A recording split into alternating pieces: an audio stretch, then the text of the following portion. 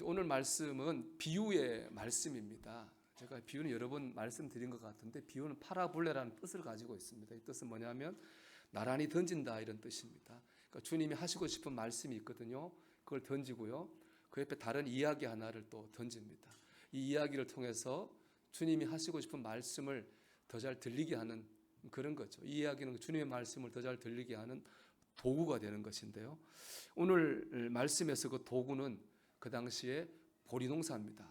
그 당시 이제 보리농사를 지었는데 농사 짓는 농부를 힘들게 하는 건 뭐냐 하면은 독보리입니다. 독보리. 독보리는 글자가 독이 있는 보리죠. 그래서 그 안에 열매 안에 그 곰팡이 균이 있어가지고 그걸 먹으면은 사람이 구토하거나 설사하거나 그랬다고 그럽니다. 그리고 또 이게 진짜 보리 옆에서 양분을 막 빨아먹으니까 진짜 보리가 못 자라죠. 그거 빨리 뽑아야 되는데 문제가 있습니다. 이 독보리가 진짜 보리하고 너무 똑같이 생긴 거예요. 그러니까 잘못 뽑으면은 독보리 뽑으려다가 진짜 보리를 뽑아버릴 수 있는 거죠. 그 당시 농부들은 이것이 자랄 때까지 기다렸다 그럽니다. 자라가지고 독보리와 진짜 보리가 구분될 때까지 기다렸다 그럽니다.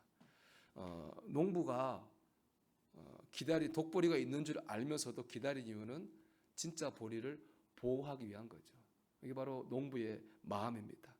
그 농부의 마음이 주님의 마음이에요. 이게 오늘 말씀이 주고자 하시는 메시지입니다. 오늘 말씀 보면 밭의 주인이 자기 밭에 좋은 씨를 뿌렸습니다. 근데 원수가 그 밭에 가라지를 뿌렸습니다. 어느 정도 자라나고 보니까 일꾼들이 가라지 있는 걸 발견했어요. 그래서 가라지를 뽑으려고 하니까 주인이 말렸습니다. 그걸 잘못하다가 가라지 뽑으려다 알곡까지 뽑을 수가 있으니 나중에 추수 때에 추수꾼들이 뽑게 하라. 그리고 말렸습니다. 이 비유에서 좋은 씨를 뿌린 밭에 뿌린 주인은 예수님이에요. 마태복음 13장 37절 말씀 보면 대답하여 이르시되 좋은 씨를 뿌리는 이는 인자요. 인자는 예수님이잖아요. 좋은 씨를 뿌린 사람은 예수님이에요. 그리고 그 밭은 세상이고 좋은 씨는 바로 주님을 믿는 사람들 저와 여러분입니다. 38절이죠. 밭은 세상이요 좋은 씨는 천국의 아들들이요. 주님께서 우리를 예수님 믿게 하시고 구원받게 하시고 이 세상에 살게 하셨습니다. 이것은 농부가 좋은 씨를 밭에 심은 거하고 똑같습니다. 농부는 밭에 씨를 심고 그 씨가 잘 자라서 알곡이 되기를 기대하죠. 주님도 마찬가지입니다. 우리가 믿음의 알곡으로 자라기 원하세요. 이 땅에서 하나님 믿고 은혜 가운데 잘 살다가 마지막에 천국 가기를 원하십니다. 그런데 이거를 방해하는 세력이 있죠. 바로 주님의 원수인 마귀입니다. 마귀는 가라지를 통해서 우리가 알곡으로 성장해 가는 것을 방해하고 가로막아요. 그러니까 마귀의 1차적 목적은 뭐냐? 예수 안 믿는 사람이 아예 못 믿게 해서 지옥 가게 하는 거예요.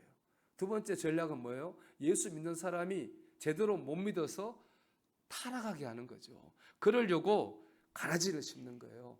말씀 보면 가라지는 우리를 넘어지게 하는 장치라고 말하고 있거든요. 마태복음 13장 41절 말씀 보면 인자가 그 천사들을 보내리니 그들이 그 나라에서 모든 넘어지게 하는 것과 가라지는 우리를 넘어지게 하는 거예요. 마태복음 16장 말씀 보면 예수님께서 십자가 지고 죽으시는 게 사명이잖아요. 그 사명을 얘기하시니까 베드로가 주님 말립니다. 십자가 지면 안 된다고. 그때 주께서 베드로에게 이렇게 말씀하셔요. 예수께 돌이키시며 베드로에게 이르시되 사단아 내 뒤로 물러가라. 너는 나를 넘어지게 하는 자로다. 내가 하나님의 일을 생각지 아니하고 도리어 사람의 일을 생각하는도다 하시고. 마귀는 우리를 넘어뜨리려고 그래요. 넘어뜨리는 건 다른 게 아니에요. 하나님 뜻대로 못 살게 해요. 사람 생각대로 살게 해요. 하나님 기뻐하시는 삶을 살지 못하게 하고 인간적인 욕망에 끌려 살게 하는 거죠. 그게 바로 넘어지게 하는 거예요. 여러분 마귀의 공격을 이겨야 됩니다. 우리가 믿음의 알곡으로 자라야 됩니다. 이 땅에서 주님 주신 은혜로 잘 살아야 됩니다. 마지막에 꼭 천국 가야 됩니다.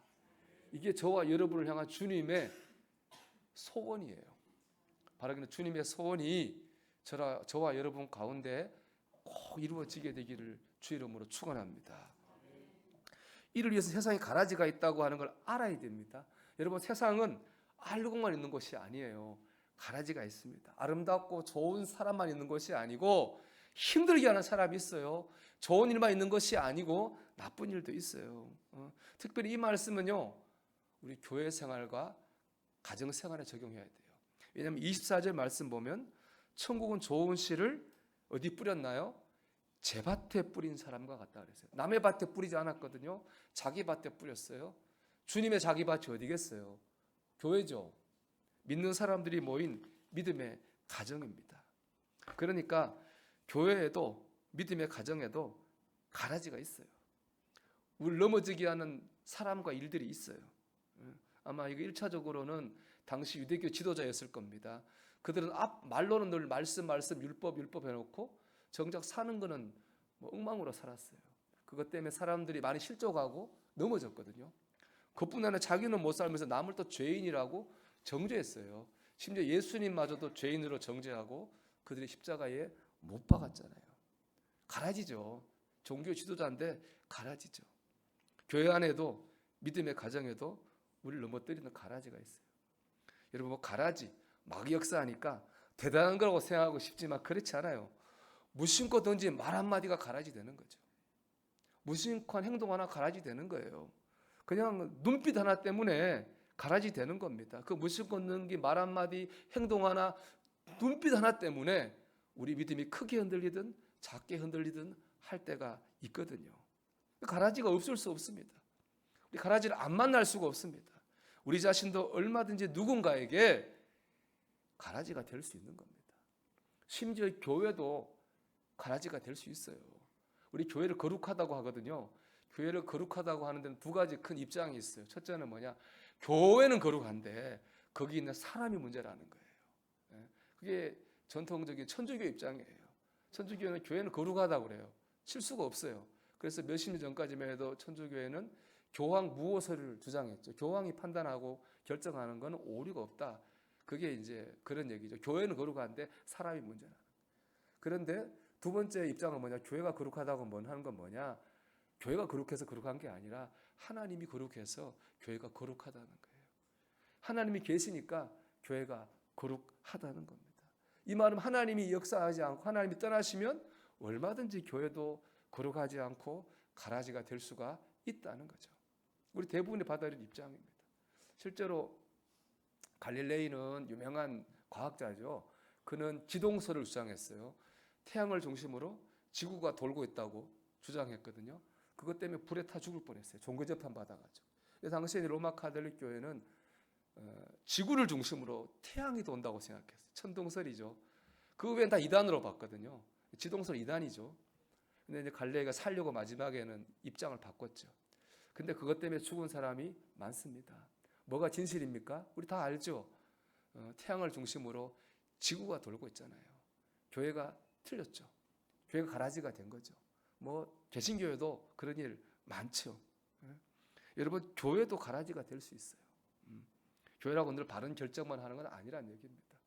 교회도, 교회 안에 있는 사람들도, 가정도, 가정 안에 가족들도 가라지가 될 수 있어요. 세상은 이런 곳이에요. 우리 이걸 알아야 돼요. 그렇기 때문에 우리가 너무 실망할 필요도 없고 너무 낭망할 이유도 없어요. 왜 그렇습니까? 원래 세상에는 교회도 가족도 가정도 다 가라지가 있는 곳이기 때문에 그렇습니다. 두 번째, 가라지를 구분하고 뽑는 일은요, 하나님께 맡겨야 됩니다. 오늘 말씀 보면 주인이 종들로 하여금 가라지 뽑지 못하게 했어요. 왜냐, 가라지와 알곡을 구분할 수 없어서 알곡 상하게 할 수 있거든요. 그러면서 하는 말, 가라지는 마지막 때에 추수꾼들이 뽑게 한다 그랬습니다. 여러분, 그렇습니다. 지금은 알곡인지 가라지인지 다 구분이 안 돼요. 마지막 때에 구분이 되는 거예요. 또 우리는 이게 알곡인지 가라지인지 다 구분 못해요. 추수꾼들이 구분할 수 있는 겁니다. 근데 내 눈에 가라지 같아 보인다 해가지고 내가 판단하고 가라지 뽑아내려고 하면 안 됩니다. 그 가라지의 마음이 뺏기면요, 내가 받아야 될 은혜를 못 받습니다. 내 믿음이 못 자라요. 더 심각한 건 가라지 보다 보면은 내가 가라지가 될 수 있어요. 저는 사실 몇 년 동안 지방에 잘 안 나갔어요. 뭐 회의하는 거 보니까 은혜도 안 되고, 아유, 그냥 안 가고 싶었어요. 그래서 그런 말 있잖아요. 까마귀 노는데 백보야 가지 마라. 그래서 안 갔습니다. 안 갔는데 제가 한 몇 년 전부터 다니면서 반성 많이 하고 있습니다.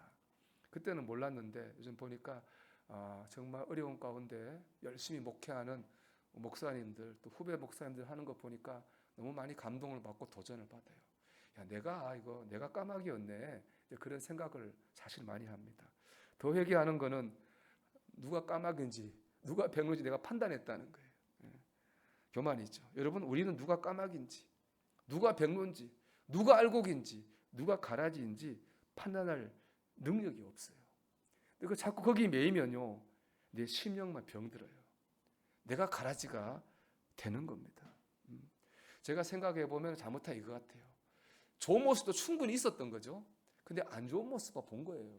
알곡도 있었는데 가라지만 본 거예요. 이 가라지만 눈에 들어오게 되는 거죠. 여러분, 가정에서든 교회에서는 가라지만 보지 말고 알곡을 보십시오. 그게 우리 영혼을 위한 일인 줄 믿습니다. 교회가, 목사님이, 교인들이, 아빠가, 엄마가, 네가 이러다 보면은 끝이 없습니다.